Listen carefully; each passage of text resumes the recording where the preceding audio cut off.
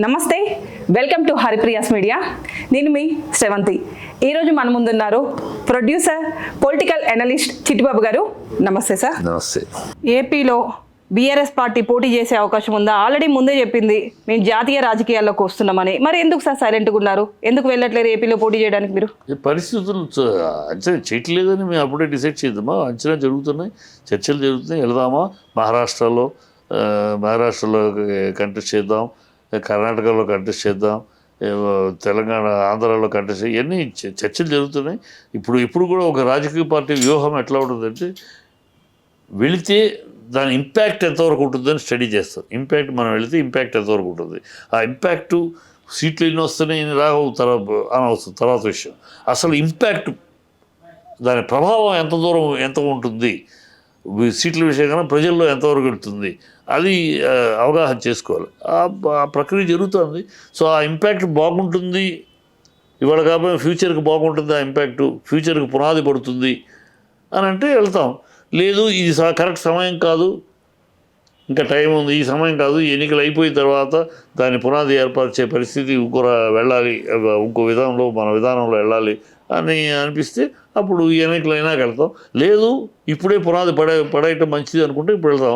అవగాహన పార్టీ అంటే ఇక్కడే గెలవలేకపోయినాం, ఇక్కడ పేరు మార్చుకొని ఇక్కడే ఓడిపోయినాం, ఇక మిగతా దగ్గర ఏం గెలుస్తాం అన్న ఉద్దేశంతో పోటీ చేయట్లేరా? ఇక్కడే గెలవలేకపోతున్నా అనే మాట అంటే ఇక్కడే కదా సార్, అది పుట్టిందే ఇక్కడ. 10 ఏళ్ళు పరిపాలించిందమ్మా పుట్టి ఇక్కడ. 1 సంవత్సరం 2 సంవత్సరాలు కాదమ్మా, అర్ధాంతరంగా ఇంకా 10 ఏళ్ళు పరిపాలించినాక ఏ ప్రభుత్వానికైనా ఒక ఇన్కంబెన్సీ ఉంటుంది, ఏ ప్రభుత్వానికైనా ఉంటుంది. మా బీఆర్ఎస్కే కాదు, ఏ ప్రభుత్వానికైనా ఇన్కంబెన్సీ ఉంటుంది. అంత ఈ ఆషామాషి కాదు గెలవటం 10 ఏళ్ళ తర్వాత.